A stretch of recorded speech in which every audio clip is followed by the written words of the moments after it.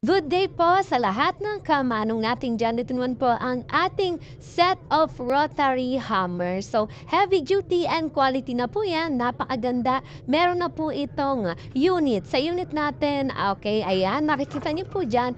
Ang ganda po niyan, mga kamanong. 220 volts, 900 rotation per minute at mga kamanong 1,200 watts na po yan, mga kamanong. May handle na po yan na magagamit niyo po pang guide kung kayo ay demolition, okay? Meron na rin po siya ditong talim. Sa talim naman po niyan, mga kamanong, meron na po itong tatlo na iba't iba para magamit nyo. Katulad nito, mga kamanong. And then yarn.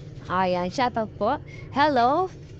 And then this one, yarn. So mga kamanong, napakaganda. Okay, magagamit nyo para sa ating unit. And then meron na rin po siya sa ating lubricant. So mga kamanong, kung nais nyo po, may user guide pa yan, pang guide po para sa ating rotary hammer. Kung nais nyo po, mga kamanong, check out na